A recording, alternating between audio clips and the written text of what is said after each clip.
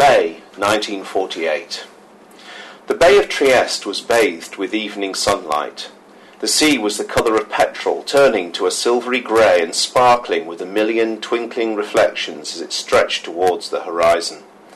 Not a breath of wind stirred the lazy drifts of smoke curling from the funnels of the ships anchored far out in the deep, shimmering waters, their hulls indistinct at the transition from metal to Adriatic.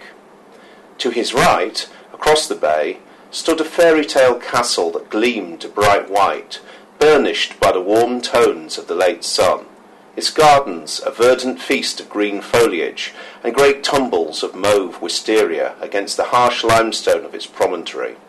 Below, a tiny rowing boat made ripples on the bay like a surface-skating insect. Trieste harbour was crowded. The Molo Audace, a bare, stony finger of a jetty that extended into the bay, was filled with British warships, all looking spick and span in freshly painted grey and black with bold numerals on their hulls, each flying limp Union flags at their sterns, and crowded against the limestone walls by rusting tender boats unloading coals and provisions.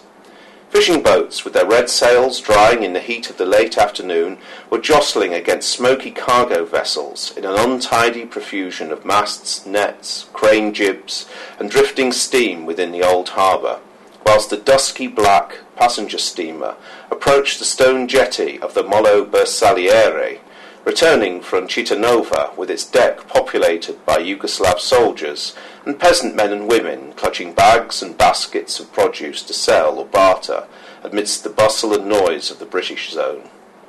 A clanking steam engine pulled a motley collection of wagons along the waterfront, its screeching whistle echoing off the towering bulwarks of the karst cliffs behind the city.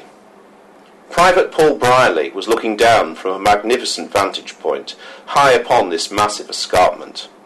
He was seated on one of the small flat stone bollards that ringed the base of a tall obelisk, set within a small clearing of Mediterranean pines and bougainvillea